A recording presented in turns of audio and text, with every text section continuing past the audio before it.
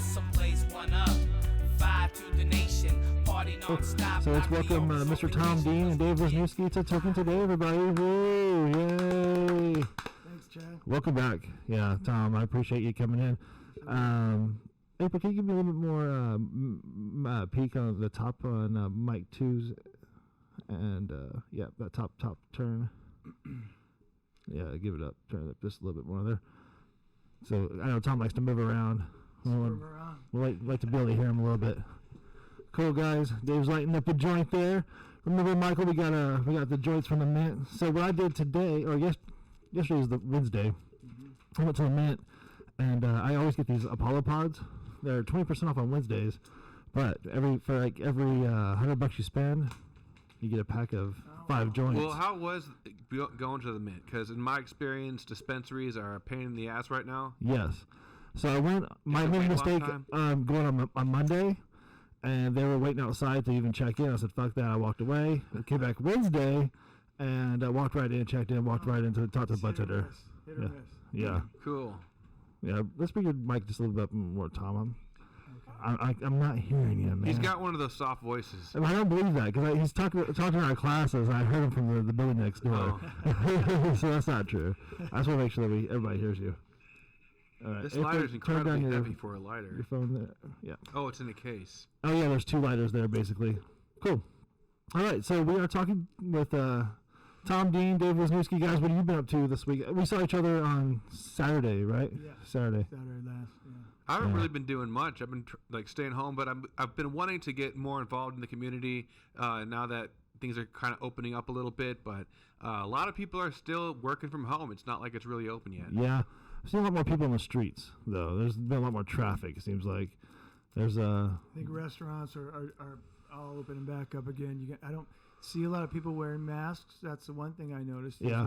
You guys wear masks? I guess. No, it depends on where I'm at. I don't. I only wear my InfoWars mask just to kind of troll people. I was told by a court I have to appear in on Monday that I was must wear a required mask. to bring along a mask. And if I didn't, then I wouldn't be let in the courtroom. Wow. So I feel like those places would make sense. Yeah. But I keep on driving by like Big Surf or whatever on the 60. And there's people in line with their tubes and shit, just like, ass to ass, get into these tubes. Is it transferable but from water?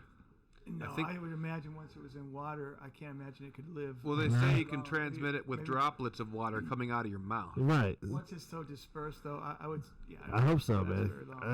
That's crazy. Especially if it's chlorinated, I mean, I try to hold my mouth in the ocean. You can't. It's impossible. You get that salt water in there. So that's COVID water. I'm just thinking all that salt taste is now. I think pools are safe. I think if it pools was in high enough kill concentrations, perhaps. But I think that's a crazy. droplet falls in. It's like a drop into an ocean. Immediately, it's dispersed, and it's the chances that one lone virus could somehow get into a person and survive, because it's hard for them to survive. Well, that's the point. Just live like it's their last day. I mean, that's what I was talking about with Michael earlier before the broadcast, man. He was all covered up and gloved up and totally masked up. Yeah, he was very much very conscious about making sure he was social distancing, had his mask. And then God says you're done. Time's up. Yeah. It doesn't matter COVID or not. Right. Yeah, that's a crazy thing. Then we got this Glendale fucking shooter going on, and man, the fucking world's going nuts with these people. Yeah, and then we got that cop killing that one guy the other days ago. Have you seen the live views right now? Yeah, and then Minneapolis is like on fire. It's on fire. The cops are just standing there. It's line to line. 2020 is a fucked up year. Yeah, they're looting, the whole 9 yards. They're taking they're doing big businesses, small business. It doesn't fucking matter. Yeah. I saw a pawn shop owner defended his place. He shot up a couple of people. Yeah, I think he killed someone. Yeah, that's. Yeah, well, I mean, you gotta stand your ground. That's. I think, that's you're kind of assuming the risk if you run up on someone's shop and shatter the front windows. I mean, basically, if you do get shot, you can't really complain to anybody. Yeah, I mean, they're not shooting at Kmart. When I first started seeing, I was like, man, there's a money room back there. There's safes at every register. Nobody's going for that stuff. They're just going for like the teddy bear, the bikes. TVs, yeah. But then here lately, though, I saw after that shit ran out, they started really. The Hennessy was definitely the first whole shelf was gone. Yeah, that showed it. They did. Yeah, it's so crazy. But that's what we saw. This white lady running with 2 lamps. And you share that shit eyed for a few days. Yeah. Just running through the stores. I'm getting mine. Get those 2 lamps. Yeah, it's funny when they're selected, like bed sheets and what's left. By the time they get in there too. Yeah. It's apparently a form of protest these days. So looting. It's unfortunate. I mean, I don't think it does solve much. I don't see anybody attacking the cops. It doesn't seem like. We were just talking about Yeah, that. no one's storming the shooting courthouse or city hall or anything like that. Yeah, all these guys who had the guns earlier at the courthouse. Where do they go now? Are they getting more from Target? Well, yeah, I mean, I think there's to a large extent a calculated. We probably won't be shot if we break this window or do. Right. It's not a martyr. still a fear. No one wants Target to be a isn't martyr known for for this armed cause. guards. Yeah. No one wants to be a martyr, but as good a cause it is, it is about excessive force, police brutality. It honestly doesn't have, in my opinion, I think I could say that it may impact the black communities a little bit more, disproportionate to whites, but in numbers, far more whites are subject to excessive force because there's more whites than blacks probably is part of the reason. But it happens to everybody. Yeah, cops want to use excessive force. They're not quite as there's not a white privilege when it comes to that neon neck thing is a pretty common technique. I see that a lot. Neon neck or on the chest, both of which can definitely cause heart attack, inability to breathe, suffocation, especially in people who have maybe overweight or have some pre-existing issues. I have asthma, asthma, any kind of heart issues, pulmonary conditions, whatever. So it is an issue that no doubt impacts the black communities disproportionately, I think. But I think if we limit ourselves to talking about it like it's a black thing, right. Police brutality, excessive force, that's something that happens to everybody, and we should all, be against that kind of. That's what I'm seeing a little bit more about this than like the Rodney King riots or whatever. There's black, white, Mexican. There's everybody there on that line. Right. It's not just black versus the cops or black versus white on this. Right. I do see a lot more of the community rise up and say we're fucking done with this. Mm-hmm. That's like it's everybody looting, but it's also everybody standing there on that line and saying Well, yeah, I mean. Things are a little bit more oftentimes divisive these days, unfortunately. Yeah. I think that if Dr. Martin Luther King Jr. were to look at the state of our culture right now in terms of, let's just call it race relations, he would be pretty disappointed, because I think his idea was black people holding hands with white people, persons judged by the do you think the quality 70s of their character, not on skin color, that kind of thing. And now it seems like everything is so much about not the context of character, but really it's all kind of racial division. And unfortunately that's happened in the last decade. Do you think, that's what I said, do you think the 70s and 80s were more culturally combined? I think so. And that's not to say that there weren't still lingering issues like the crack cocaine disparity, right.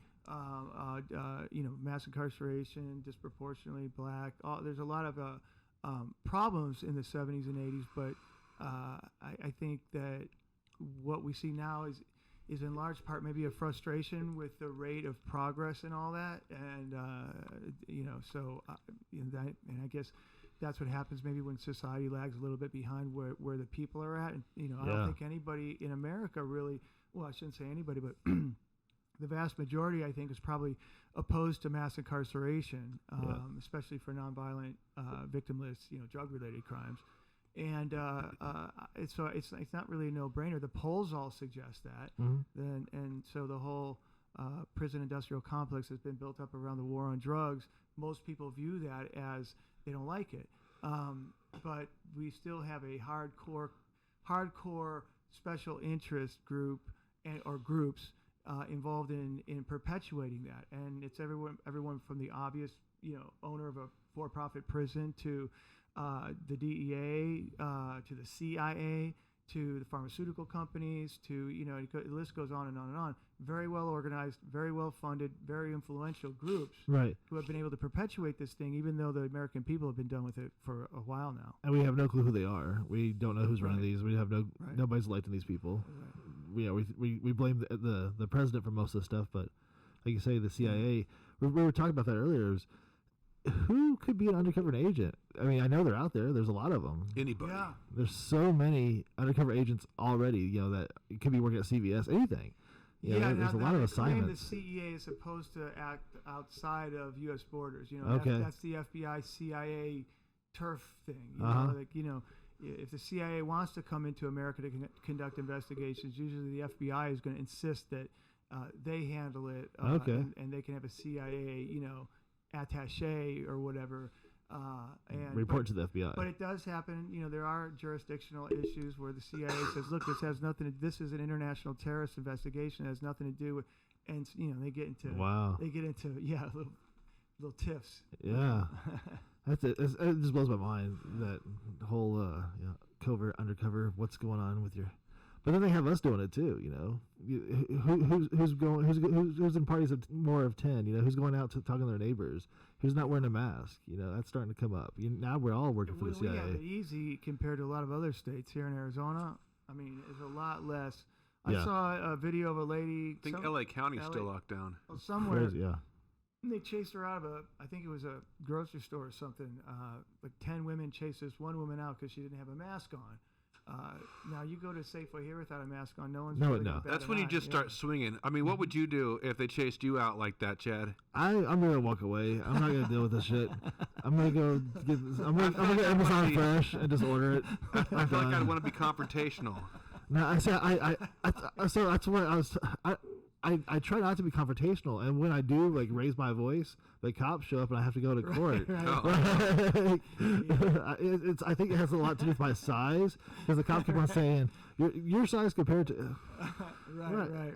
Size means nothing. It's all about technique. Your size compared to that little old 80-year-old lady. You probably intimidated her, dude. Well, yeah, that's their point of view, but I have my point of view.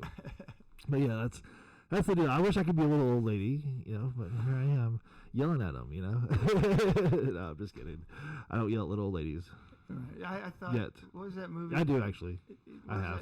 I like that one scene in Captain Marvel about the chick, not Captain America, but Captain Marvel. The girl, yeah. Became one of the Avengers in her first movie. She goes onto a bus.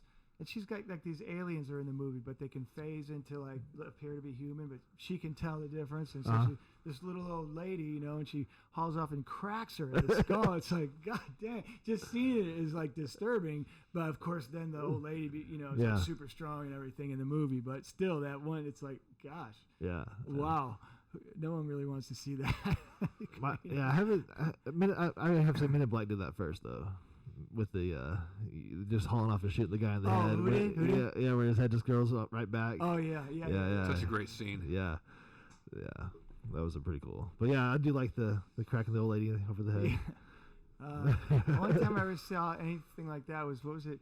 Something about while you're drinking juice in the hood. Don't be a menace while drinking your juice in the hood. Yeah. The old grandma.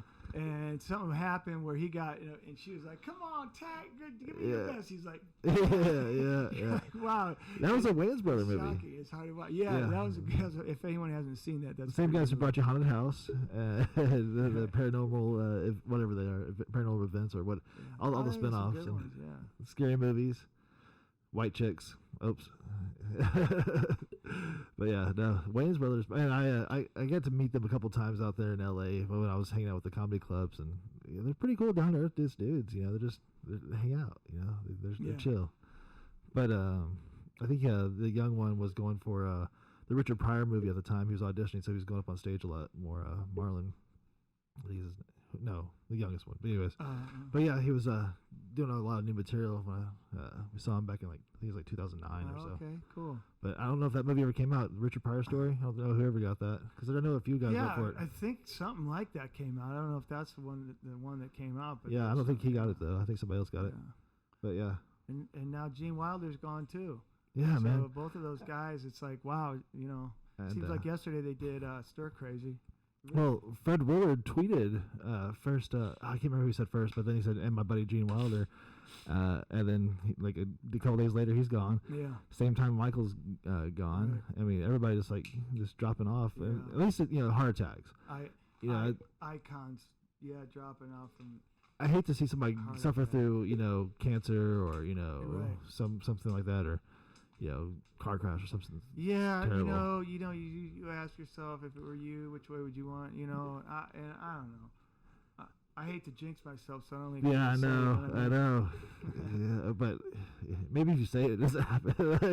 Then I can predict the end of the world type day. So every morning I wake up saying it's I today. think maybe for the loved ones and the friends, when it happens suddenly, it's more definitely a of shock. 'cause, Yeah. when they maybe have it in a hospice, you can come in, Yeah. have your last moments with them. You know that it's a certain period of time they're going to pass, and so it's more you ease into it. It's still difficult when it happens, but not like a jolt. Yeah. Like what it was like when I heard. I think like for everybody when we heard that Yeah. Michael died.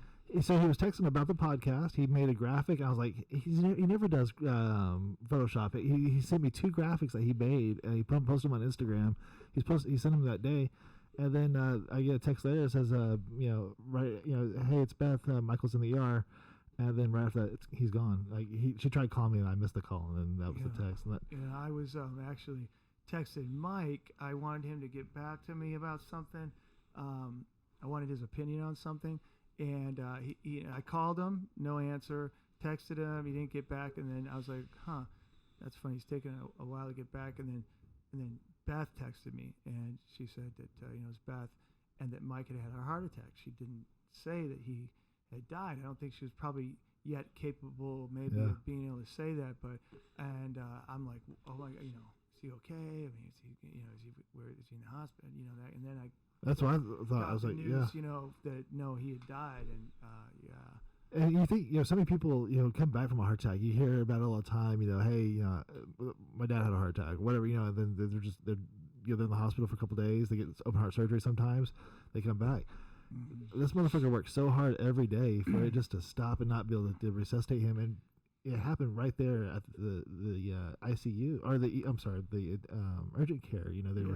They were right there, medical professionals right there working on him as soon as it happened in the parking lot. Yeah, and it's just so crazy to have medical professionals right there and still not be able to fucking revive. That's the craziest thing. I mean, it must have been a big one. I don't know, to what extent, he.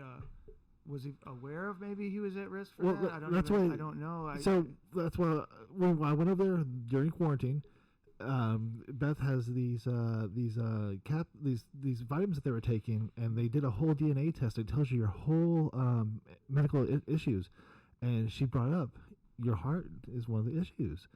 And he goes, yeah, but he just kind of brushed it off, and I didn't think it until you just said that, and it just all clicked in my head when that happened. And as it turns out, I guess he was having Michael for a week leading up to it was having certain warning signs, but he didn't tell Beth. Yeah, he was having the issue. He didn't with tell arms. Beth about it, because he figured, I don't want to go to the hospispittal, COVID, whatever, So he's. How often do you your arm feel numb? How often do you feel that pain in your left arm? Like you get a little pain.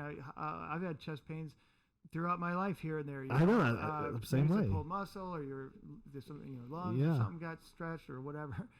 But so you shake it off. You go, I feel okay, and he seemed. I mean, just like what was it, like a week before that happened, or less than, we had done that.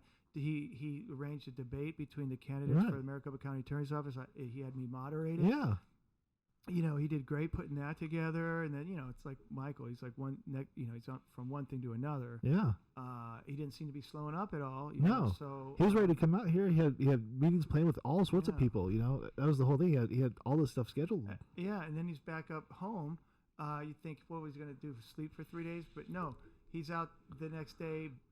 installing a walkway at the Yeah, top, yeah. you know, The like so the pathway. guy he just never he just couldn't Yeah. stop, you know. He couldn't He's stop. always working. That's what I was saying. He always had his hands on something. Even when he was here, he stayed with us. He's like, you can switch your dryer door from one side to the other. I never knew this because when you're right. unloading, the dryer door gets in the way. Little thing like Yeah, you can actually move it from one side to the other, that. and so that was one of the things. That's cool, man. Yeah.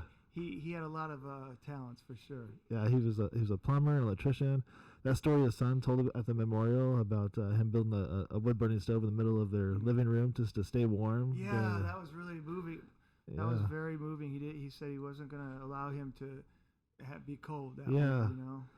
This kind of shows the guy he was. He stood up and did that. You know. You said about Mike being a electrician, a plumber. Reminded me of a poem that he did about himself, and I had it on my phone, but it includes the reference about being a plumber. Oh, here it is. So he says this was like posted on like a social media thing of other poets and stuff like that, and artists that were introducing themselves to each other. It looks like, because he's one of several that would kind of said, "This is who I am." But he says, they call me Mike Weisser, and they call me quite a lot. They call me for all kinds of things, though sometimes it's just to share some pot. I'm a poet, a painter, a singer, and a fighter. History teacher, homeless vet, carny, plumber, political writer. Education, legalization, immigration are my goals.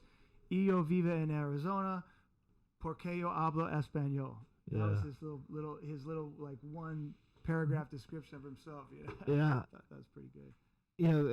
I talked about this earlier or before on the normal podcast, but he would always open his classes with either a poem or a rap, and most people always have him do a poem. So on his last podcast, I had him do the rap, and like the guy, he had these line after line after line, and they just go on.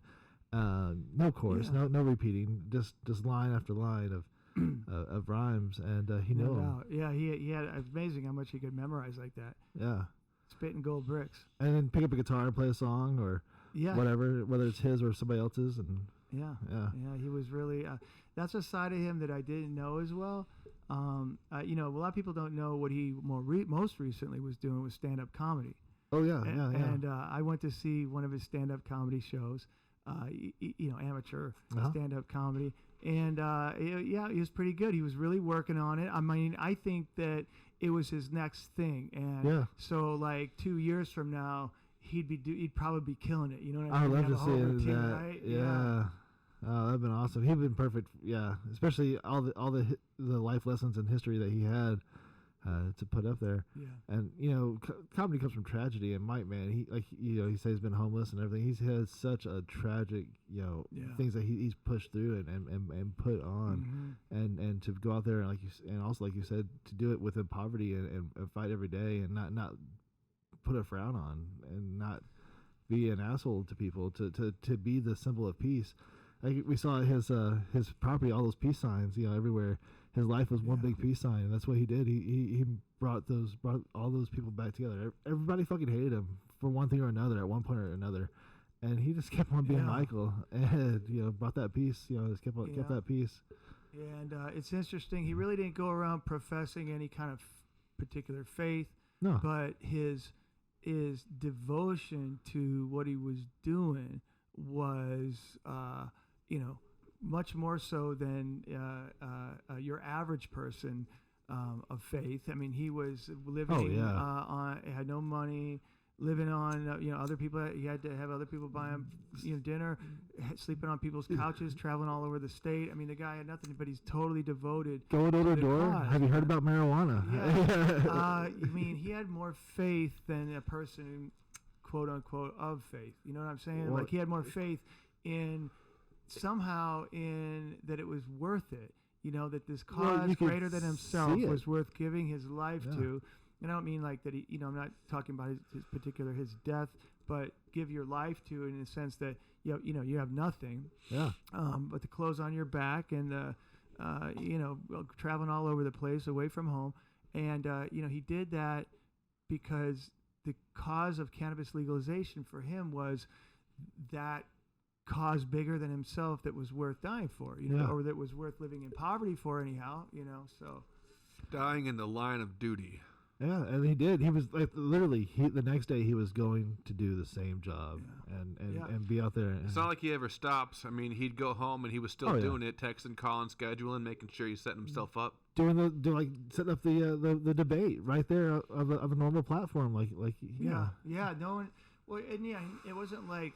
I mean, these are things that he would do, things that nobody's ever done before. Like it's in particular person representing NORML. Because this is a NORML sponsored debate, National Organization for the Reform of Marijuana Laws, that you would have candidates for the county attorney's office actually be willing to do a debate, being hosted by that organization and moderated by Tom Dean, the notorious defense attorney, I thought, no one else could have done that. No one else could have put that together. It's going to be really interesting to see what because they respected happens. him. Yeah. Politically, they respected him. I mean, he's very influential at the state legislature, lobbying. I mean, so much so that they had a moment of silence in the chamber, and both it was a bipartisan moment of silence. Everybody stood. Both sides of the aisle, so it was he was impressive enough to them that they thought that they needed to take time out to acknowledge, his passing. So marijuana wasn't red, white, or blue; it was green. Yeah, so it was for everybody. I think that what that shows is that sure, there's people in there that agree with him more and more. Thankfully, as time goes by, but what it also shows is that even those that disagreed with him respected him, respected his work ethic, respected his commitment and his passion. I think probably respected him philosophically. That says a lot. That says a lot. Yeah. I mean, philosophically, that's that guy, he brought out the artist in so many people. And that was a great thing about seeing that memorial, was seeing the students that he's influenced, seeing other poets that he's taught, that, I've seen him here and there that were influenced to write because of these things and do these, he brought out so much. I know, just having a camera around him, it brought out, he was our first guest on this podcast. I made, shot music videos with him. We've done so many different little things just photogenically. He was so always there for a picture or a smile, It was. As far as getting in the political realm, I think that's one of my favorite things about Mikel Weisser. I have not seen anybody besides Mikel Weisser go to the legislature, check out every bill, and then come back and itemize every single marijuana issue that is going to be happening for a cannabis community or that they're trying to push through. And that was very useful to the community. That was a very good service because it was able to get people riled up when they needed to be and point people to the right direction. Yeah. And you know what he did too? He for me, because he knew, I'm busy with a bunch of cases running around all the time. He would make a point to call my office, schedule an appointment once a month, regardless of whether we saw each other at a normal meeting or at some other event or whatever, and come in for the purpose of updating me on what's going on, because he knew. He was good enough because he knew I wanted to know, but he also knew I'm like, he knew you'd be here right now, having to update everybody. Appreciate. I mean, he knew I wanted to know, and I was very, thankful that he would come by because it gave me a good update of where we're going with all the different kind of legislation that's been pending over the last few years. All kinds of stuff, most of which unfortunately lost, but some of which prevailed, like testing and. Extending the 2-year card. 2-year card. It's Mikel Weisser 100%. 100%. And, they had just tried to do that basically, I don't know, it's like less than a year earlier. Sheila Polk came down, the county attorney from Yavapai County, and made a big to-do about it on the floor. They allowed her to speak, and that was to lower the cost of the card. Right. So he goes, okay, well, because I think it was like, well, look, we already voted no to lower the cost of the card. So It's let's like, well, how about extend it. this? How about we just extend how long? And effectively, that lowers it. Yeah, it still cuts it in half. Yeah, yeah, So good move on Sucker. his part. Yeah. There. Yeah. yeah. We're just paying for 2 years at I mean, once. all they promised, they're like, well, all we promised was we wouldn't lower it, but we didn't say anything about how long the card could last. Yeah, I exactly. like that he was able to, working around it. work Yeah, that, yeah. that's what he was. He's a politician, through and through. With friends in the state legislature who would come, he knew and would come to different events, whether, all different organizations, whatever, MITA or the Chamber of Commerce, Arizona Campus Chamber of Commerce, or even a normal meeting. And, but, I think he helped them to be able to come out in support of more aggressive marijuana policy reform. And he was able to kind of make a network there like he did everywhere he went. So, yeah. Yeah, no, and he always, you were talking about before, but he always shared, everywhere he went. Out of his aluminum can. He would smoke, he would smoke with you. He never had one just for him, he always had something for you too. Right. And, he always had the aluminum can, the Altoids can. With his tiny, weird, little obscure pipe. And everything covered in ash and just resin and everything else. But no roaches. Good times, because he ate those. He ate the roaches, yeah. But, Nasty. no evidence. Eat the evidence. Then he put his hands up afterwards. Yeah. Like a magic trick. It's a magic trick. Like, poof, where'd it go? Yeah, like a blackjack dealer. It shifts over. Yeah.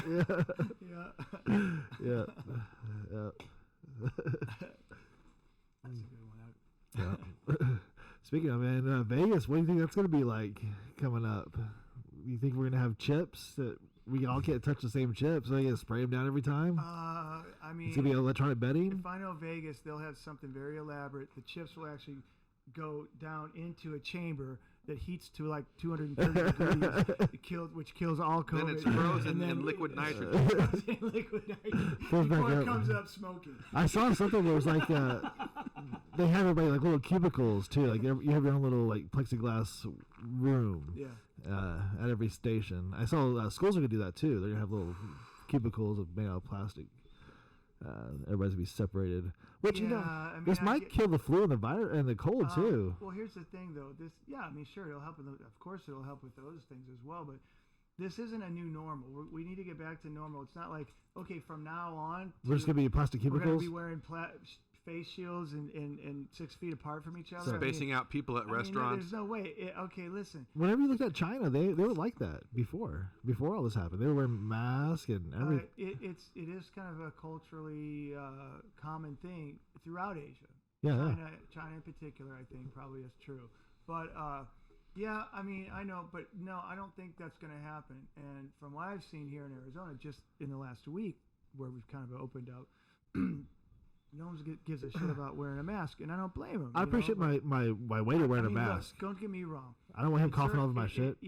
Yeah, because when they talk, particles fly out of their mouth. Right, well, that's so great. When you're close in certain. I've got a phobia of that. When I eat with someone at a restaurant, I have to sit diagonal so that they spit, it goes not in front of my food. I noticed that anytime we're talking and we're eating together, I'm always hit your plate, no matter what. Nasty. I'm gonna have to get a plate.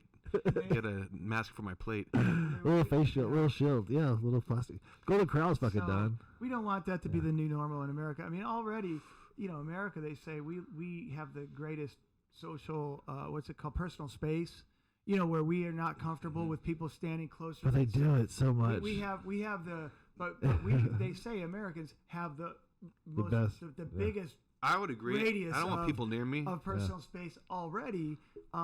And so I think Americans are having a hard time, but an easier time than pretty much everywhere else in the world, where they're used to standing, 6 inches apart in some places. Then they're perfectly comfortable. 6 inches, I see that, but I go to the post office and that motherfucker's in front of that blue line. I'm like, come on, dude, just step back to the blue. What's that piece of tape? Now we got these lines.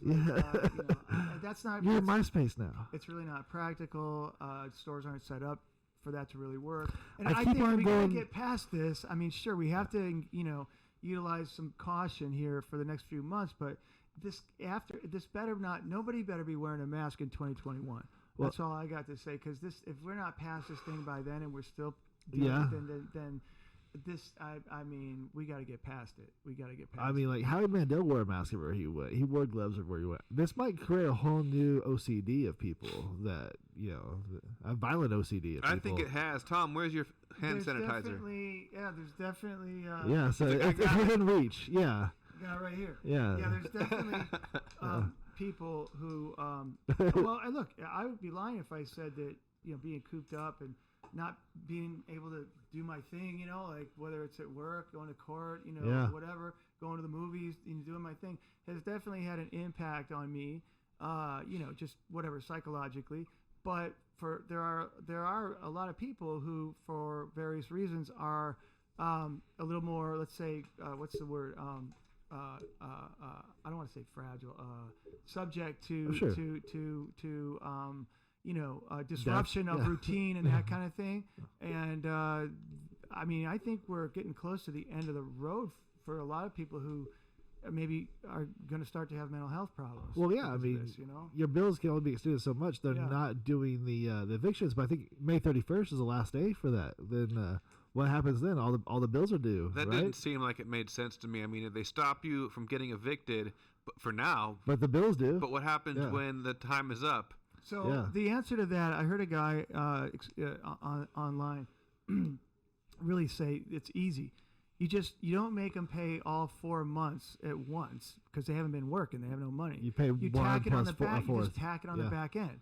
So if there's 3 months that the guy didn't pay, don't make him pay up front now all of a sudden. Tack it on the back end of the lease or of the mortgage or of the car loan or of whatever you're dealing with. He'll still get your money, but like all of us, we had to kind of go on hold for a minute. Yeah. I had to go on hold. You, bank, financer, had to go on hold. So, you don't get to like come out of this as if nothing happened. None of us do. Right. So, Yeah, you said you got the PPP help, right, with the payroll? Yeah. I just got the SBA with our business, the actual SBA deal. Uh-huh. So that was a good thing. I was telling you before they just for the application taking so long, they dropped $1,000 in our account. I thought they were taking that out of the loan amount.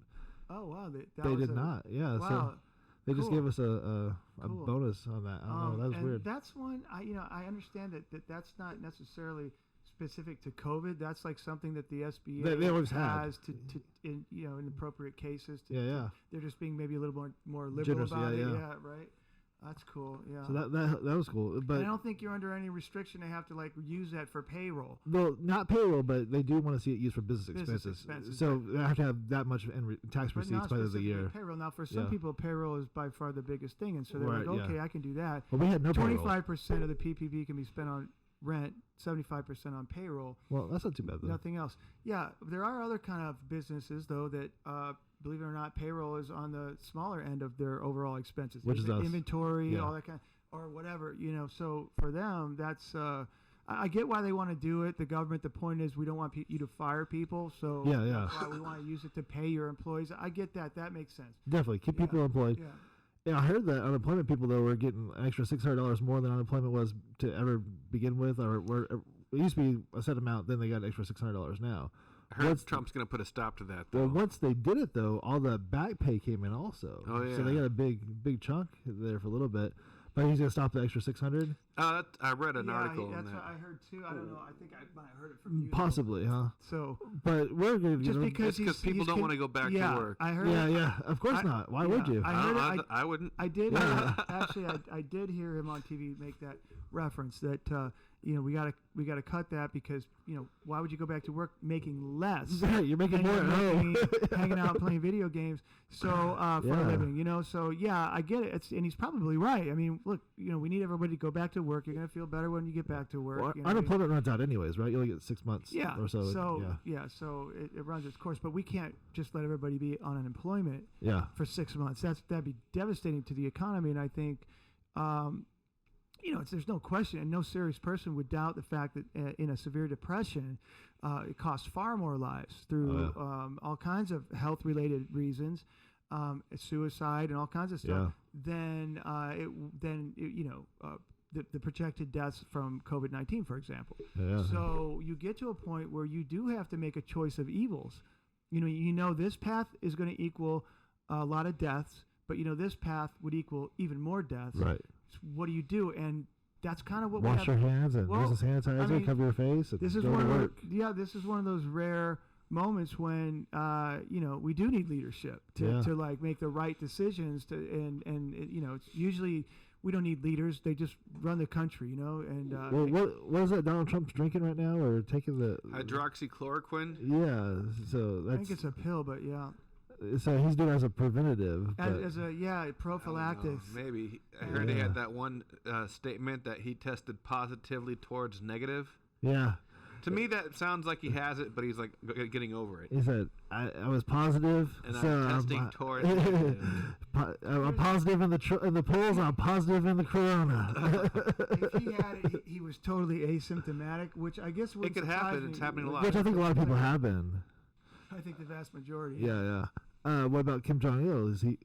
Nobody knows. Is he out there? Dave, you were the closest to him. You were right across the border there for a while. Actually, I got to spend a couple steps into North Korea. Oh, really? On purpose, or? Yeah, because at the DMZ, the demilitarized zone, they've got buildings that half the buildings in North Korea, half the buildings in South Korea. Oh, wow! And so you could walk into the building and then walk into the North Korea side of the building, and they let the tourists do that. That's good. Do they ever grab somebody who's taking? No, but the guys are looking at you, and all the North Koreans are taking pictures of you, and then you take pictures of them. Yeah, wow. Yeah. Freaky. That is crazy. So we'll see you again. Yeah, so they got my face up there somewhere. Wow. It's probably Kim Jong's bathroom. I bet. That's what killed him. Oh, shit. It was jerking off to you too much. Wouldn't be the first one time. extra. Dave is the assassin. Do you use that big old pipe? So Michael hit it the last time. I brought it out for him so on his last podcast. So that was that. And there is still a little bit of bowl there too.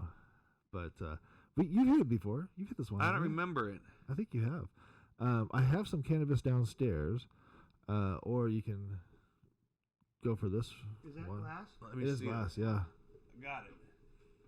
Ladies and gentlemen, look at this. It does not stop hitting. You just have to keep on going. Yeah. There's a carb on the right. Yeah. There it is. Wow. My right, your left. You need to figure that out. Yeah. You're going to have to really probably inhale. Yeah, it doesn't take much. You got it. It's already going. Just start. Oh, just let the watch carb out, done. Dave. Yeah. Watch out, buddy. Yeah, your head's off. You're off to the races. Oh, man, he is. Yeah. It's watch for the rest of the show. He's just going to go, howdy. Whoa. That's the true peace pipe. It doesn't end. It keeps on going. It keeps on going. No. You got you're safe for Dave. You got to keep it. You got to finish your dinner. I make no claims. You got to be a member of the Clean Bear Club. You got to finish that thing. You can't live that. Everybody, just relax. It's like you got a vape bag or something. It does not stop. Yeah. You're getting there. Yeah, it's almost done, man. Nice. Wow. Handle it like a champ. All right, so. Good job. Yep. Yeah. Round of applause for Dave. That was pretty cool. You feel it? Yeah. Nice. Feel it behind the eyes. Yeah. And about Michael, so his main thing, no doubt, focus at this, point in his life for the last few years was cannabis legalization. Right. Ever since I met him. But that wasn't everything. He had a lot of causes, that he believed in, immigration, Native American rights, equality, basically, CPS I have to say was a big CPS. thing, yeah. He was big on equality, and he was big on freedom. Yeah. Yeah, those were his two main guiding stars. I did it peacefully. Yeah. He was definitely like the Martin Luther King of the cannabis movement. He could get riled up, though. Believe me. He got the he get riled up. He could turn a crowd on. He sure could. He could get. Yeah, he could. Yeah. Yeah. No question. He wasn't always. peaceful. He could be assertive as well, Yeah. and if not forceful at times. I've never seen him swing. Never seen him nothing like grab me by the shirt or nothing anything. like that. He pushed a couple people. I've seen him push. He pushed Dave. He could get in someone's face. When? He could get in At my store, at my campus. Okay. he could get up in someone's face or but no, nothing ever violent or anything like that. But but that's the great thing though is that passion it was all just because he was passionate about that legalization, about that cause, about whatever it was he believed in, right? And whether you did or not, and when he felt like this person's an obstacle to that in some way, then that would upset him, kind of, that was his that was his holy temple, right? And so if you're messing with his holy temple, he's going to defend it. Yeah. And that's one on the tribute video that Dimitri Armida put out together was a quote that he says in that video, and it's that's why we all have I don't want to ruin it, but it's like we all have ideas and we can change them. That's why we have minds. And he drops the mic and walks away. He doesn't drop the mic, but he has that moment, right. That drop the mic. Yeah. But I probably just butchered it. I feel terrible for that. You should. Yeah. I've seen him do some. I've watched, a lot of his stuff. Whatever. I was online here recently and seen a lot more than I, had in the past. Yeah. He has definitely poetry was his thing. I think music. Even his music, is. He was the leader of his band. We saw him play at the tribute, which is a couple days after it happened. They definitely missed him, but you tell that they need that Michael leader. To that was interesting. That was the little gathering at Peter's house, and they sang some of Michael's songs. That was cool. Dave, he recorded. That one's very popular. That's going around about legalized in 2020. Yeah. Dave recorded that at the state fair. Yeah, I saw that. I like how you did with the crowd coming up, and then That was a special request from Mikel Weisser. Oh, that was his directorial. Yeah. Could you go back there, Dave? Could you start over at the corner and then walk over here? That's I'll funny. start playing when you get close. Yeah. That's how it shaked out. We did have a music video. That's what we were talking about before too. The Green Day deal, the holiday one that music video I made for him. We shot outside of one of our first classes that you spoke at, and Michael spoke at, and I was looking back at that class, and it's funny to see the people who were in that class. One of them is another Democratic candidate. She actually isn't in office now. Susie Thornton, right? Am I getting that wrong? I might have that wrong. There's obviously Julie, who is like part of that debate. She's running for, did you say county attorney? Yeah. But there's just so many. Right. And to see that, to see those faces that he influenced, and like I talked about this on the normal podcast, but his history of marijuana started out as a 15-minute presentation. And it was 20 minutes, and then 25, 30, 45 minutes. It just kept getting longer and longer, then it ended up being an hour. And he never talked about it being an hour or anything. I always give him 15 minutes. Is how I had it scheduled. So I had to keep on cramming my stuff in faster and faster because everybody always wanted to be out by a certain time. So I always give Michael more and more of the stage, and we ended up making that a class on online for people to purchase for $15 to get certified by Mikel Weisser in the history of cannabis. And every time we'd sell a class, I'd give him a $15. Yeah, he had a great presentation. Yeah. And who I have to say. You filmed that one. I think so, yeah. You just reminded me just there a minute ago talking about people, someone running for office, county attorney's office. We have a really interesting person who's running for, I think, mayor of Phoenix, who is a very good friend of Mike Weiser's. Last year, she had a subcommittee on policing and coming up with alternative solutions to police having to refer cases into the criminal justice system and have diversion programs kind of thing. We call them deflection, and propose that to the legislature and everything, and that's in the works. But she asked Mike to be on there and me, and so it was all cops pretty much. Oh wow! And Mike and me on the subcommittee. That's funny. Awkward. And I gotta say, the weird thing is, it wasn't awkward. The cops that were on this committee were extremely. They were sort of like the kind of cops we wish all cops were. That's good. Because they wanted to do these deflection programs. Nice. They wanted to, so it was a really good experience. And anyhow, Marissa Hamilton, her name, she's I think running for mayor of the city of Phoenix. Marissa right now. Hamilton running for mayor of Phoenix. And I'm sure that Mike would be a huge supporter of her doing that. She is, I think she runs as a Republican, but she's like a libertarian minded, very, what would you say, forward-thinking Republican. Has some, her head is in the right place about, freedom and definitely marijuana policy reform. She's all about that. So she's an interesting candidate, but I know that I say that because I know if Mike was here, he would definitely be doing that. So I'm doing that in Mike's absence. I'm throwing that out that everyone should check her out and look at voting for her because he would definitely. And last I checked, she was still collecting signatures to be on the ballot. So okay, I saw you share that. If anybody's watching, you can go on Facebook and search Marissa Hamilton, and you'll probably end up finding the link to get her signatures. But you got to be a registered in Phoenix to vote, or a Phoenix resident. My bad. Right, because it's for mayor of Phoenix specifically. Yeah. So we're looking for Phoenix only. Phoenix only registered. To get signatures. Registered voters. And then once she's on the ballot, then it's I'm sure it's like 1,500 though, so it's not like a lot of people. No, it's not so bad. Yeah. It's doable. So it's definitely doable. So if you're in Phoenix, city of Phoenix, anywhere that has a Phoenix zip code, please get on her ballot. Marissa Hamilton. Get her in as mayor. That'd be a great thing for the city for sure. And show your support for Mikel Weisser. And Mikel Weisser one of the things Michael was working on a lot, this is an idea he had for the future, but in the near future, was getting local cities to agree to adopt basically a non-enforcement policy, or to make officially with their police department marijuana enforcement the lowest priority, so that effectively a non-enforcement policy. That was his next big project, and he was starting to look at doing that. And he had some support. I don't know who might have more information than I do about who he was talking to and that kind of thing.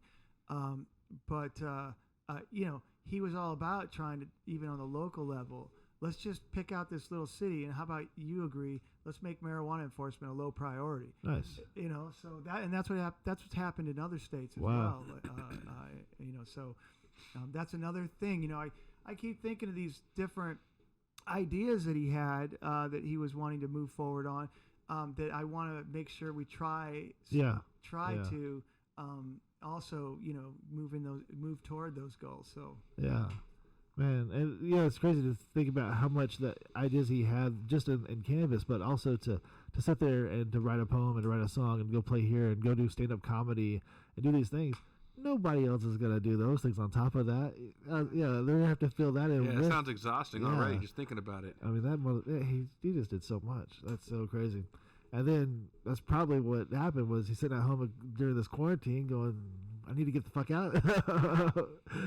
Yeah, this is too much, man. Sitting at home probably took him. Because I think that's a good thing.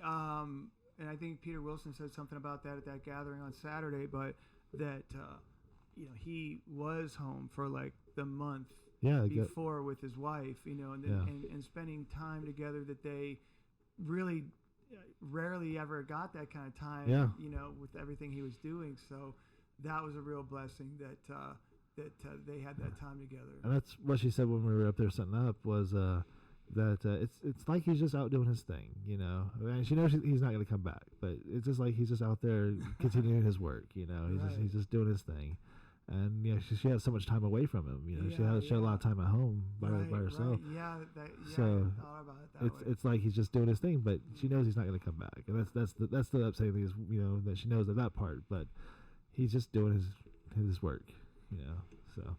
It was good for her to be able to look at that and to have those moments that he shared with so many people, because he gave us all those moments that he wasn't giving to her. He was out with us and, doing his work and doing, his, everything, whether it was entertaining somebody or convincing somebody, he was always doing something. But she shared a lot of his time with us. Yeah. But, he started out Safe Arizona, man. You guys marching on the I first Capitol. met Mikel Weisser over the phone Didn't even know what he looked like. And then I got back from South Korea. So you're imagining Kermit the Frog. Yeah, Immediately. I just heard his voice. And puppet. he ended up being the executive director of Savor Arizona. He helped me try to legalize cannabis in 2014. And both of us never stopped. It's just we kind of went different directions here and there. But, yeah, ever since I can remember, that guy has been doing the exact same thing, trying to legalize marijuana. Yeah. Every single second of his life. Yeah. And that was a crazy thing. And, we always say that he would always share with you, and but he would always stay within the legal. You make sure you have your card. He didn't have a plan at home or anything like that. He wasn't too far on the hippie side or anything like that. He stayed within his like. He always had his card out, right? Yeah. He had a vape pen. He made sure to wear the same shirt every day. Every day. Well, he had a uniform. He was that was his everyman uniform. I'm the guy who likes to wear a safer shirt every day at the same time. Except for today. Yeah. That's preprint. Yeah, I guess. Not today. Yeah, but he would the white shirt, the blue jeans, and the black jacket if it was formal, and maybe a tie if it was really formal. But a couple buttons, and then the card, the vape pen. What else did he have hanging on his neck? He had like 50 different lanyards. Yeah. Did you see all the different uniforms though he had? He had his Democratic candidate uniform. He had his school teacher uniform, and he had his marijuana reform uniform. All up there at the memorial. Oh, they had all three of them up there. Right, that's right. Yeah, it was kind of cool to see him. They weren't too far different, but his his school teacher uniform. He had a pink teacher shirt. School. So he always had that the pink cup or the pink guitar case, pink sign. Everything had some of that pink duct tape attached to it. Never seen him buy it. Never was with him when he bought it. They had his famous pink guitar case there too on Saturday. Yeah. So yeah. There's a couple of a little different things. Everywhere you look, there was art from Michael. Whether it was going up the driveway, there's like wood cutouts here and there. Those peace signs. But the hand painted Michael for Congress signs, he had. Yeah. But he was always doing something, man. There's little pieces of him everywhere. Yeah. I'm sure at all of our houses too. Yeah, I got one of those signs. I think Tom does. Yeah. That's cool. She had them out there. You could have. Yeah. So I'm gonna hang that one up.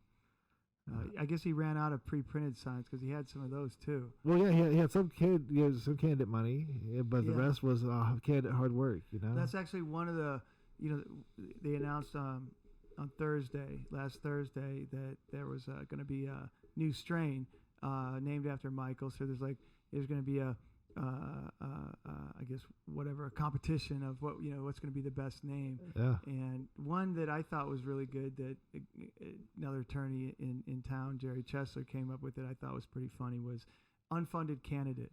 Nice. I think that's a good one. But the only thing, and we all get it, anyone who knows Michael gets it, Yeah. It's like a sacrificial lamb for the Democratic Party in the congressional, race. But the problem is it doesn't say his name. I'm like, hey, if Jack Herrera can have his own strain, let's just name it Mike Weiser. Yeah. But we'll see. Well, you have that Mikel, because that was his thing. That's the only time I've ever seen Michael spelled that way. Well, do you know how it happened? Do you know the story? No. So he told me this story. It was when he was in the military. When they sign you in, they for your name tag, all that stuff, as you know. You go through this line, and they see your name, blah blah. So they write down your name. Well, he goes, "I'm Mikel Weisser." The guy wrote Mikel. His name is actually spelled Michel, but in the military they wrote Mikel, and that's how it stuck with him ever since. So that was his. The military gave him that name. Interesting. Yeah. So it was just the illiterate signing everybody. Signing everybody in. It made me think he was like a communist or something. Yeah. It wasn't. It was never actually. It's not his driver's license or anything like that. That was his. Should I call you Mikel? No. Yeah. So that's funny. It's It's not really his name. It's It was a misprint, and that stuck.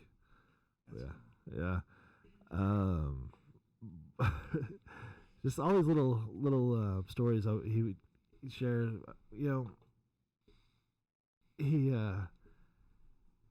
He had such an interesting, complex life. He grew up in Texas. He, a lot of his childhood was in Texas and poor. But his mom was a singer, a lounge singer. So she'd be out at night, and he would go see her a lot of times.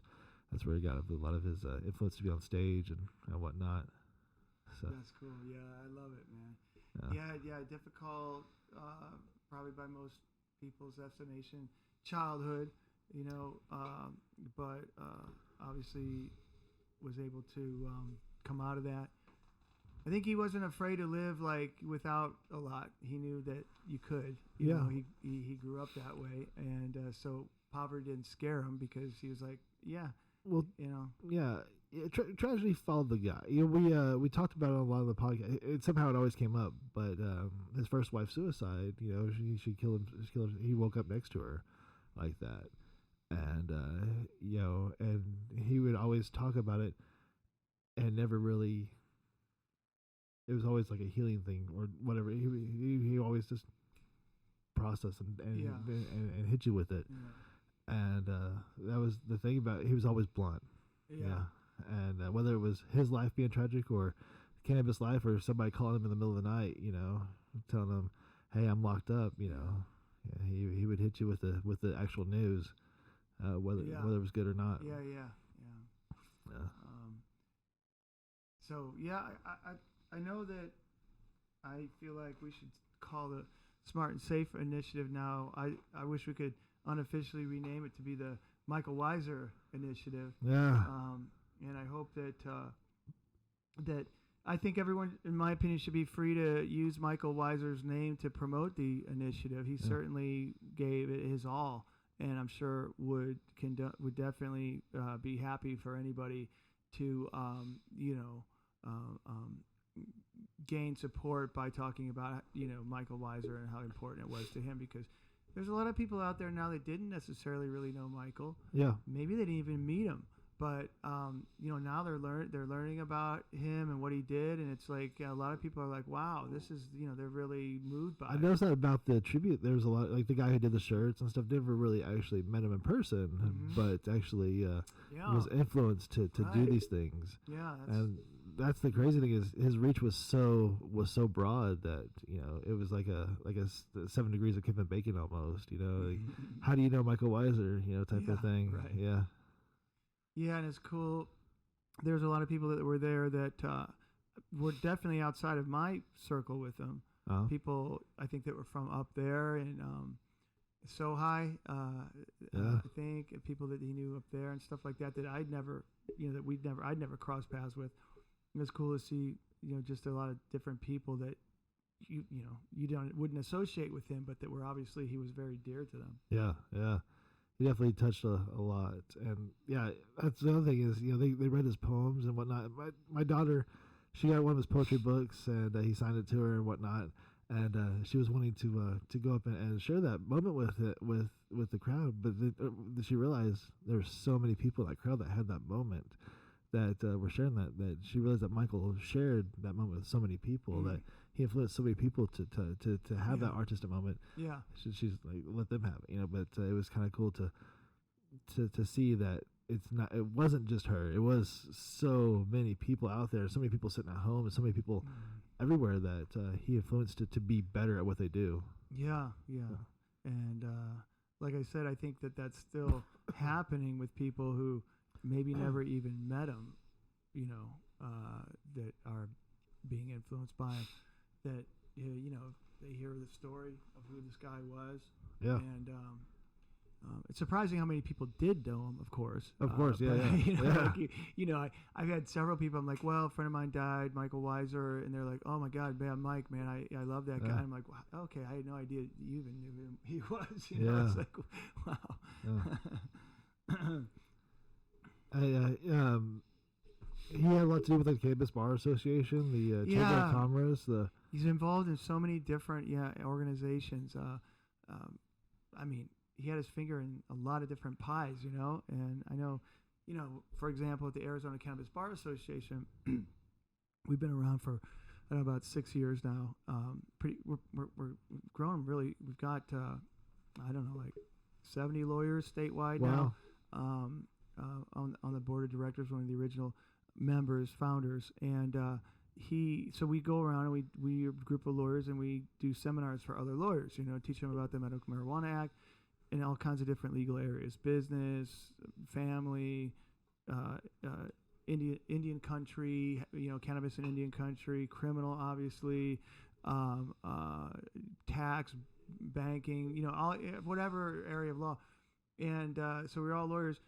Except in all our seminars, there was always one person who wasn't a lawyer, and that would be Mikel Weisser. He would come in and do a legislative update, talk about what's on the horizon and what happened in the last term and that kind of thing.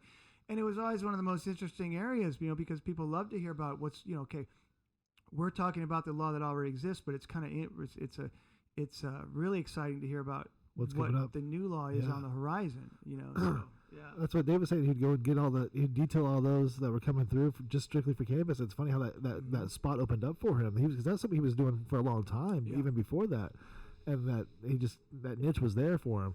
And Mike, he fit with everybody, whether he had money in his pocket or not. Whether you had money in your pocket, it doesn't matter who you were. Whether he was hanging out with lawyers or senators or. You were a human being, and that's who he was too, and that's how he's taught to you. You were on his level because he was on your level. Yeah. And he could throw in some big words if you threw in some big words, or he could talk to you like you were an idiot because you talk like an idiot. He would match your tone, and he knew what he was talking about every time. Whether he was, downplaying it or using the educated verbiage. Yeah. But so that thing hits real good. You feeling it? Oh yeah, that's cool. Yeah. Well, we'll know if it was the weed in a couple of days. No. I'm sure it was.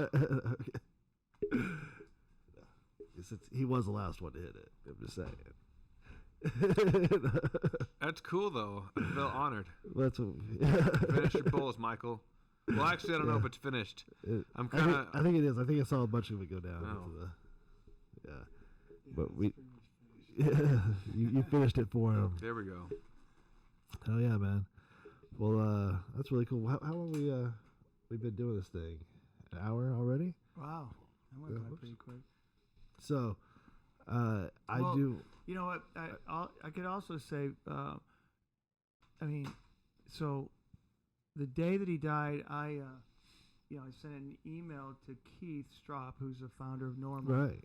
And he and Michael had they talked a lot about the Arizona chapter. Michael was the director of the Arizona state chapter of Normal, and so they would talk. And Keith and I are pretty close. He was my boss when I was legal director at Normal back in the '90s. But they talked a lot, and so I knew that Keith would want to know. So I emailed him. I said, "Hey, listen," I told him what happened. He was calling me like it's really early the next morning, called me like I couldn't believe it, and he was so sorry, and anything he could do. They did an immediate press release that next day, which I thought was a really good one. There was people from all around the country who talked about how they been influenced by him and how he mentored them and that kind of thing, and then Keith has also appeared a couple times on other broadcasts. To say some, nice words about Michael. And so, it was I know that, and Keith is the founder of Normal. He's the founder of Normal, yeah. He started the actual organization. With a $10,000 check from Hugh Hefner. This is $10,000 check from Hugh Hefner. This when April was communication director of Normal here in Arizona with Michael. She'd always be like, "What would Keith do?" So Michael would come to her with an issue, and she'd always say, "What would Keith do?" And that was her thing. Yeah. Keith is I know Michael really liked Keith, and he has Keith is really interesting. He's an attorney who started out under Ralph Nader, so he kind of got really dialed into the whole consumer rights thing, and then he went and started Normal with the idea of this is a consumer rights organization for cannabis consumers. Right. So and he's always stuck true to that message, and I think that resonated with Michael. He too. told that story because he read the article in Playboy, and that was what got him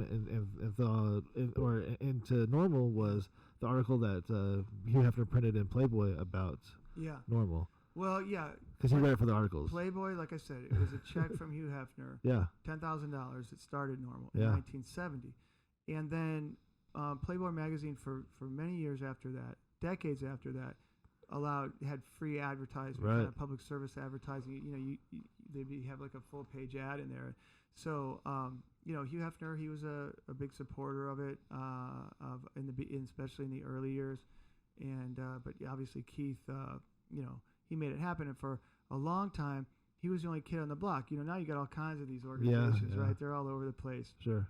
And but for decades, Normal was the only one that was complaining and writing articles and filing lawsuits and going to Congress and all this shit. It was only and hearing people on the phone, calling them on the phone and doing campaigns and they were the only ones for decades, So I know that Keith and Normal is very happy to have company now, to help carry the load. But so and. That's interesting. It doesn't surprise me that Michael first read an article in Playboy when he was impressed by Normal. Yeah, that was the thing. Because I aroused him for reading it just for the articles, because I would never see an article in Playboy. I was just pages on the way. Pictures. Yeah. No, I'm kidding, honey. Well, I never could buy a Playboy. I wasn't old enough. By the time I was, I don't know. I didn't really want to buy them anymore. I moved on, I think, or something. I think my mom's Cosmopolitan magazine had risky photos. I think those were my the Playboy. JCPenney catalog. I didn't go that lame. There's nipples involved. No. But I remember that. I was like, you just buy this on the rack? Because it was fashion. They're not wearing clothes. Fashion. Yeah. But that was my Playboys. Dave, what about your GI experiences with nudie magazines? I don't think I want to get into all that. I'll pass this one. To the left, is that how they went? But Dave started Safe for Arizona when he was still overseas. Right. Yeah, that's because I reacted to a sergeant major telling me to prosecute my soldiers for drinking vodka that had hemp seed in it. Hemp seed vodka. Hemp seed vodka. They called it purgatory vodka. Was it green? No, but if I caught my soldiers with it, I'd have to recommend UCMJ, and then they could get kicked out of the army. So UCMJ is Uniform Code of Military Justice. That's imprisonment. Not always. Sometimes just paperwork. Extra duty, half pay, rank reduction. Push-ups. Yeah. Well, it was getting kind of weak when I got out. Like when I first got in, you were getting smoked in the rocks till your hands were bleeding and stuff. You'd have to wake up at 2 a.m. to sort out garbage from a dumpster in your coveralls. But when I left, it was like, we've only got this series of 10 exercises that you can choose from, and you can only give them 20. So you're like the last guy to get hazed, basically? Yeah, that was all going away when I got out. What's going on here? But everything goes to paperwork. But I had to do it, yeah. Yeah. But paperwork can be scary, too, I guess. Yeah, but you were having to discipline these soldiers who had the hemp seed vodka. Well, I was told to. I never had the opportunity to. So you did not discipline anybody? No, it's just that because I was told to, I freaked out. And you went AWOL? No, I started Safe for Arizona. Via the web? Yeah. And you bought the .com in over Korea. there? Yeah. But you bought the .com while you were overseas? Yeah, started 2013, April 28th. Did you know anything about web development at that time? Nope, someone else started it for me. Oh, yeah? Yep, and then transferred over to me later. That's cool. Yeah. Because, that's funny because you say that they transferred it over to you. If you Google Mikel Weiser's name, you go to Mikel Weiser's website. It does not belong to Mikel Weiser. Somebody who did not get along with Michael. Oh, really? Yeah, it's an anti-Mikel Weiser website. So hopefully, there's an anti-Mikel Weiser website out there. MikelWeiser.com is not Mikel Weiser. It's anti-Mikel Weiser. Dang. Yeah, that's something that when we were helping him with Normal, trying to clean up. It's like a political opponent. Yeah. Or something. Yeah, somebody hacked They his do shit. that with Joe Biden too. JoeBiden.info Yeah. is a gag website. Yeah, so Michael Weisser's up there with Joe Biden, though. So that's good. Yeah. And political discourse. Well, you're not really, it's like my dad said, if nobody, if you don't make any enemies, then you're not, your chances are you're really not getting much done. Yeah, exactly. And we know that he was getting a lot done. So there's a lot of enemies out there, I'm sure. Yeah. A lot of people, because when people perceive you as better than them, they want to take you down, and that's the issue. He did a lot better than most people. So yeah. I mean, what's the saying? First they ignore us, then they laugh at us, then they Imitate us. No, No. then they fight us, then we win. First they ignore us, then they laugh at us, then they fight us, then we win. So when they actually start fighting with you, then you're getting close. Yeah. Yeah. I was putting a fourth one in there because most people imitate me first, and then they start fighting me. Often imitated. Could be a subcategory. Yeah. Yeah. And well, wait, Dave, did you start talking to Mike when you were in Korea first, or were you? Was that Dennis Bulky? What was your question? Did you, when you said you first started talking to Mike? Yeah, on the phone, you were in Korea. Yeah, he was already working with Robert Clark and Dennis Bulky, so they had the little trio before I got there. Who was your phone liaison? Was that Dennis or Robert or? It was Dennis, typically, and Michael actually thought that Dennis Bulky founded Safer Arizona, and he thought he founded it with Dennis. He didn't realize that I founded it from South Korea till like years later or something like that. Yeah, I remember that conversation. Being there for that one. Yeah. That's What? funny. I didn't start it? Yeah. No. But I filed the paperwork. Yeah. No, that was a lot of hard work being done for free. Between all you guys and everybody wanted that recognition at that time for sure. But all you guys were putting so much in. Yeah, we were like some 4 horsemen, but like the good ones. Yeah. Yeah, there was farmers markets going on. Those were cool. And that was, then we had that. I like to take credit for putting it together, at least initially, the idea, the concept, the Arizona Cannabis Consumers Coalition, which was a collection going into 2016 that started like a year earlier, of the leadership from all the consumer-focused organizations in Arizona. So we had them from not just here in the Valley, although most of the member groups were down here, but from Prescott, other places, and that went real well. Unfortunately, the MPP, who was running that initiative, right, Marijuana Policy Project, didn't take us seriously, and that was one of the difficult times.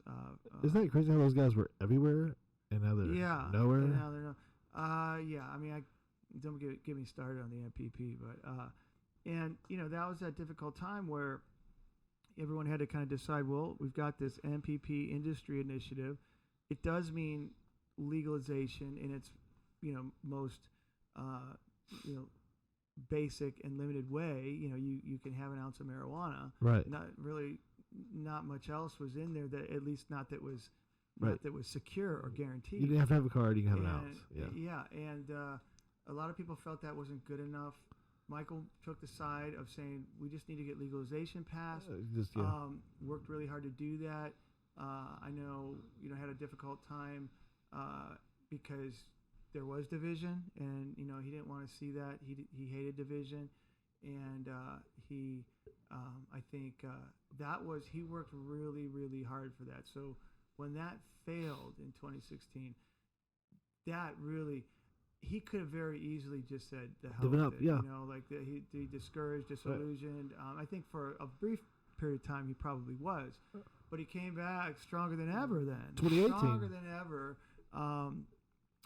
Supporting 2018 that Safer Arizona is going to do, but just working so hard in the last 4 years at the legislature, getting involved with so many other people, bringing groups together, building bridges, mending, fences, that kind of thing. Going into 2020, he worked really hard to do that, and he really accomplished that. I mean, he didn't do it alone, but certainly he was working very hard for it. And we have what I think the vast majority of consumers support this initiative this year, Smart and Safe, which is far improved from the 2016 MPP initiative. Dave and I worked really hard. We had our 5 consumer demands that we pounded and pounded and pounded and told them, you're not going to get the support of the consumers unless you at least meet these.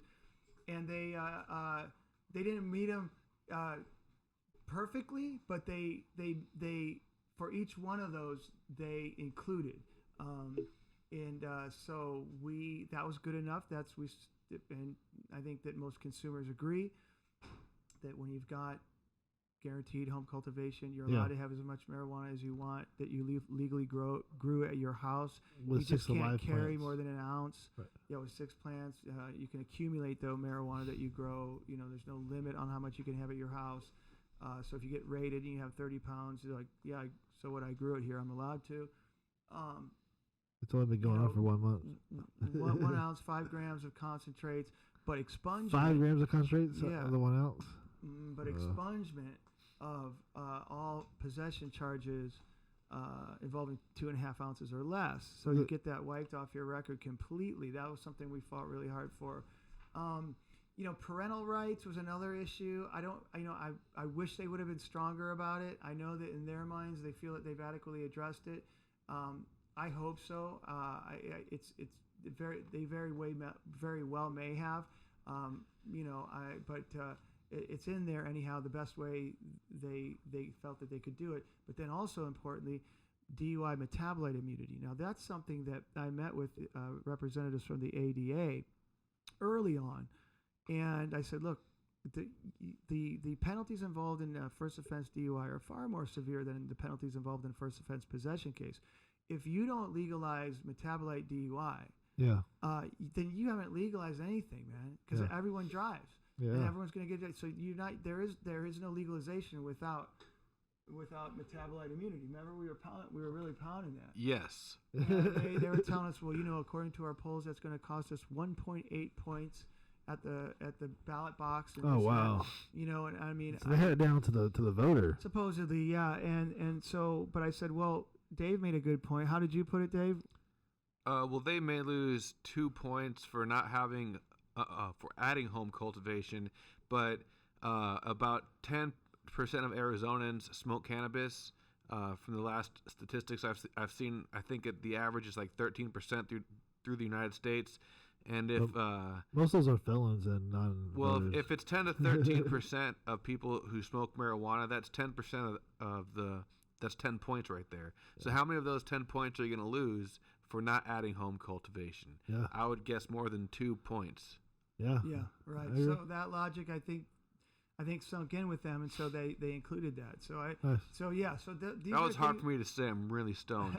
But Good. those are things that we really insisted on. They were very adverse to it because they don't want to do anything that would jeopardize even a fraction of a point at the ballot box. But they did, and so that's why I think in doing that, as I told them, if you do this, the consumers will support it. If you don't, then I can't promise anything, man. You're probably going to have another 2016 on your hands.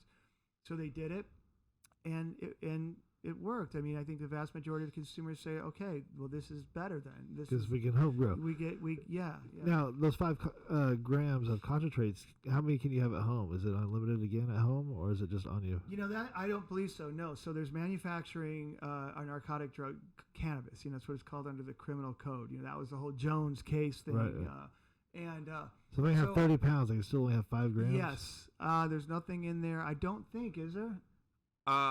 We should double check, but that's one of the reasons, if so, to keep your medical card just so you can have more on you. But I know for I don't want to misspeak. I think we should go back and look at it again. Because here's the deal: if I have a rosin press now, and I press an ounce. If I do, I get about 20%. So I get 2 grams for every 10 grams I press. So if I press 20 grams, I get 4 grams.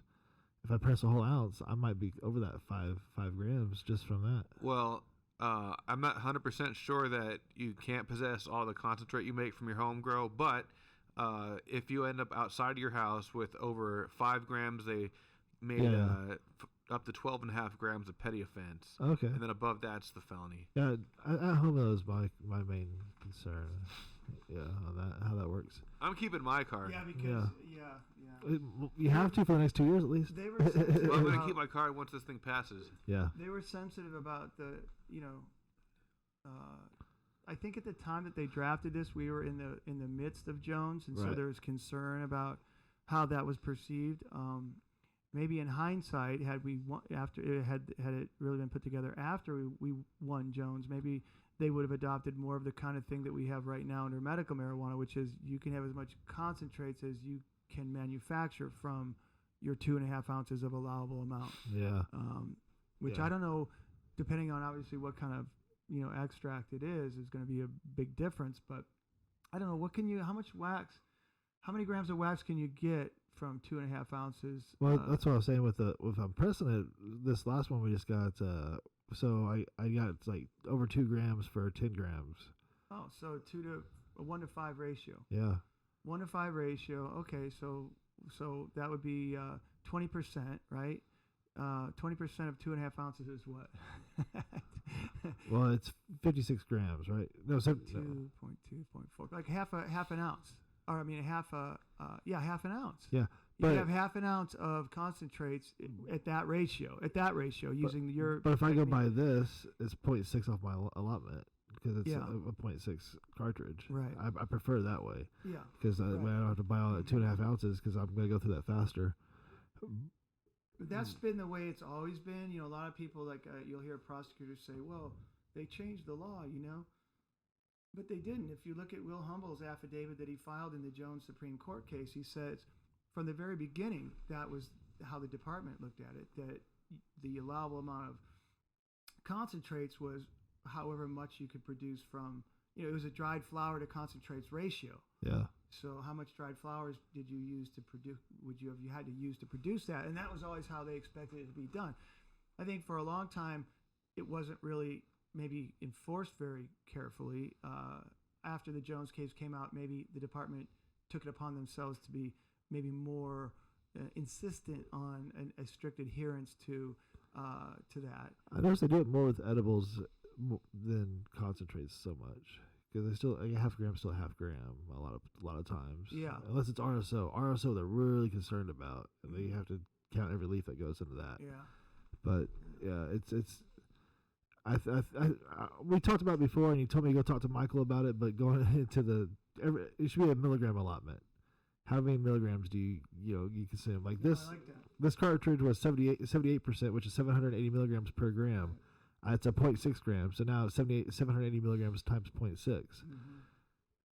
The other cartridge that I got was a 90% cartridge. That's 900 milligrams per gram times that 0.6. Those two they're going to smoke differently. I'm going to go through them at different ratios. Right. So it should be a milligram thing. Should be a milligram thing, 100%. I agree. That would really make it a lot easier. I don't think like I said when we talked about that last time, I'm not. You told me to go talk to Michael about it. And we were supposed to talk about last week's podcast. I'm not aware podcast. of anybody who's I don't know of any state that's doing it that way. It seems like someone would have thought of that by now. But from the Sometimes it takes a psychopath to. You're getting kind of quiet there, Tom. Sorry. Yeah, I was leaning back. Yeah.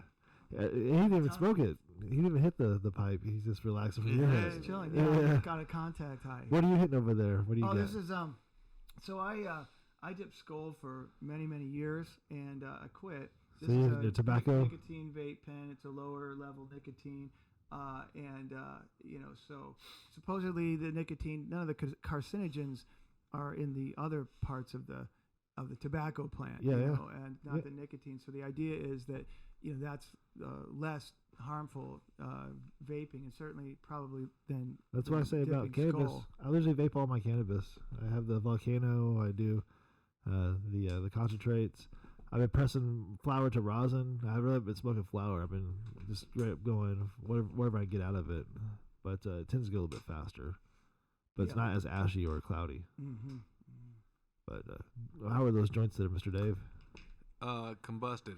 They worked. You know, speaking of Keith Stropp, we were talking about Keith Stropp, founder of Normal, earlier. It's funny because along those lines, he and I always, flower is, you know, maybe Keith would say, maybe I'm old fashioned, but he goes, I really, you know, I mean, you know, this stuff is fine. We always had hash, you know, back in the day, but he goes, you know, I've always just been partial to good flowers, you know, like to smoking really good flower. And, you know, I can kind of relate to that. Yeah. I get that, but I'm gonna really try this trichome preservation and this terpene preservation. I'm gonna try to extract all of it without solvent. I'm getting in the solventless phase, so we're gonna do ice water extraction. Well, by the way, that's all you can do under the new legalization, Smart and Safe initiative. Well, I'm ahead you of can the do game. Extraction, but only Solventless. cold water. You can use cold water, right? That was the one exception to a chemical. No chemicals you can use except for water. You can use it as cold water. So yeah. Well, also there's ice keef bags. You can put dry ice and the plant in a. I don't know. I don't know bag. that would be allowed. Under the wording. I mean, they're very restrictive about the method you can use to manufacture. So you're saying vote no is what you're saying? But obviously, any mechanical means, you know, rosin press, whatever. I mean, all that's, you know, fine. I think they wanted to avoid the criticism that would have inevitably come to them from the opponents, the Sheila Polks of the world, that people are going to blow up their houses and this kind of thing. Well, I know a lot of people like to make RSO at home with alcohol, and that's going to be an issue, I guess, with that, right? Because a lot of people do like alcohol to. Alcohol is not.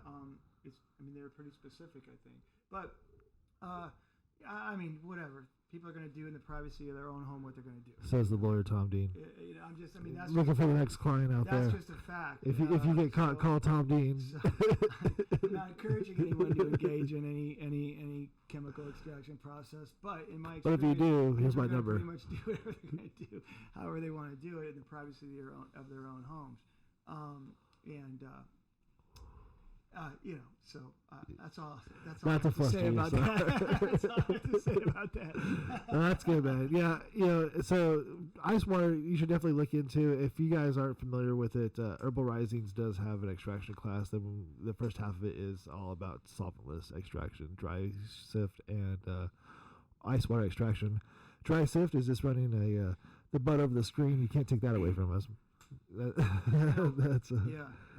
It's interesting, I'll say, too, just kind of picking up on that idea of people manufacturing at home.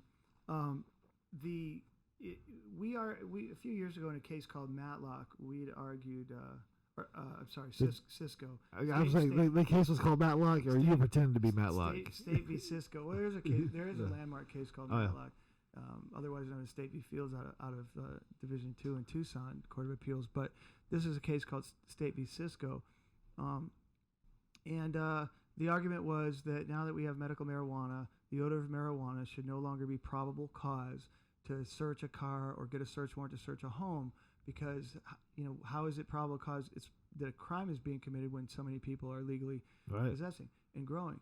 The court said no to that. Unfortunately, that won at the Court of Appeals, and the Court of Appeals says, yeah, you're right, and that was great. It's a huge victory. A year later, the Supreme Court changed it and said, no, odor is still enough unless they happen to receive information that the person is a card holder, but they don't have to figure that out first. I think hemp is going to help with that now. Well, I think there's an argument there with hemp, yeah, but certainly legalization.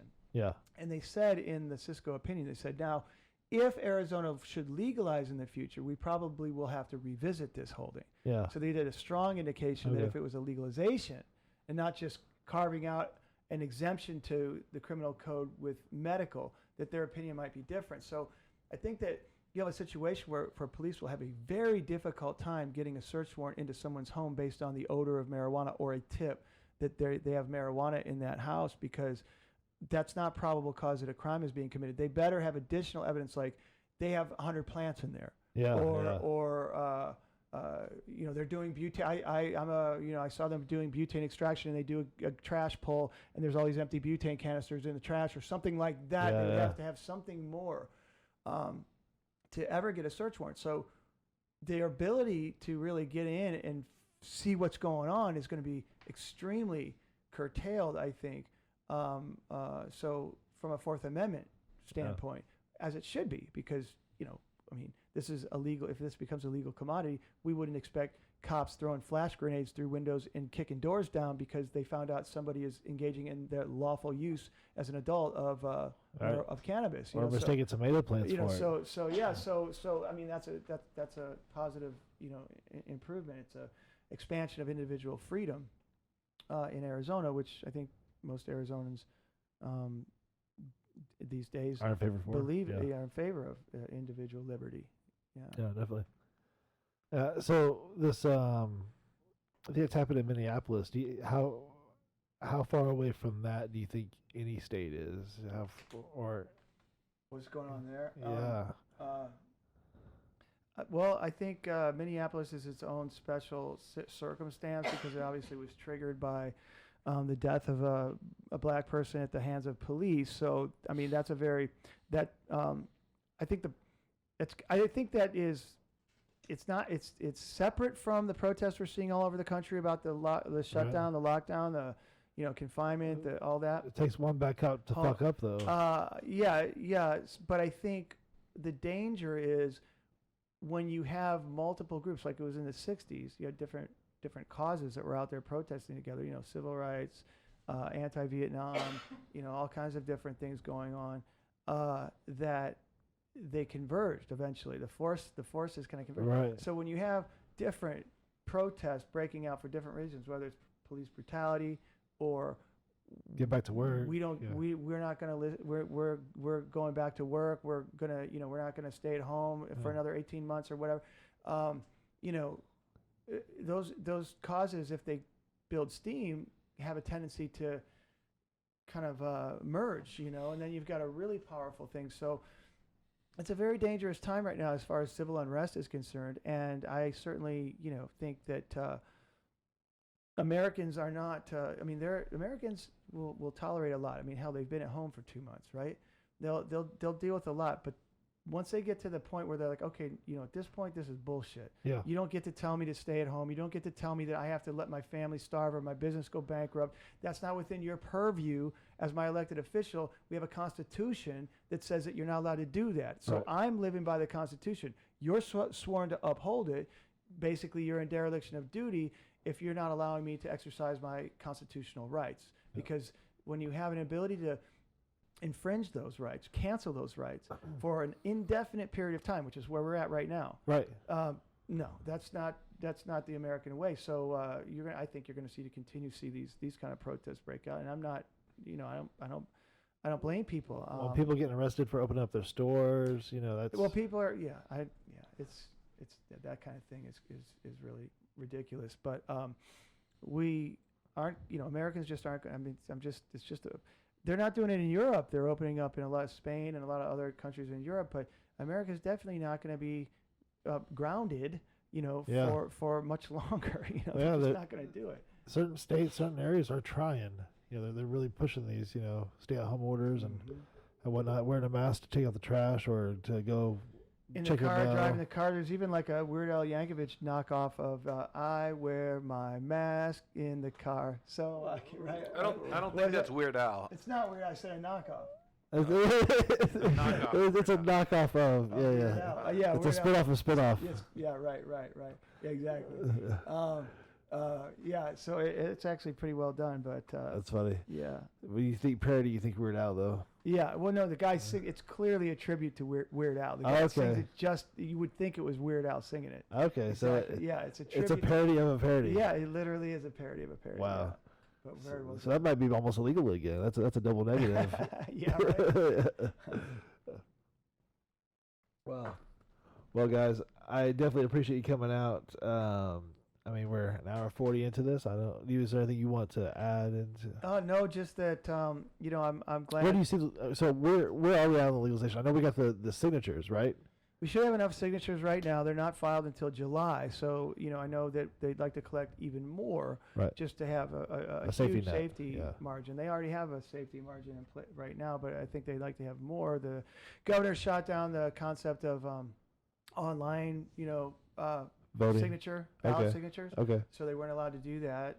So, I think they'll probably gain some steam here over the course of the next, June and July as things open up a little bit here in Arizona more. I don't know if there's any specific regulations pertaining to gathering signatures. I don't know, but I saw them outside the post office for the Safe Initiative. yeah. So I think it's free speech, obviously in its purest form. Maybe people wearing masks. I don't know. They were wearing masks and Yeah. had gloves, and So they'll probably get some more signatures. It definitely will be on the ballot, and I think we haven't yet seen the organized opposition, the Reefer Madness people, yet really. Now we did take 16. You will though. You will see it They're in gonna a start rising up. very big way happening. So the signatures are filed in July, and that's when the Secretary of State decides if they have enough signatures to put it on the ballot.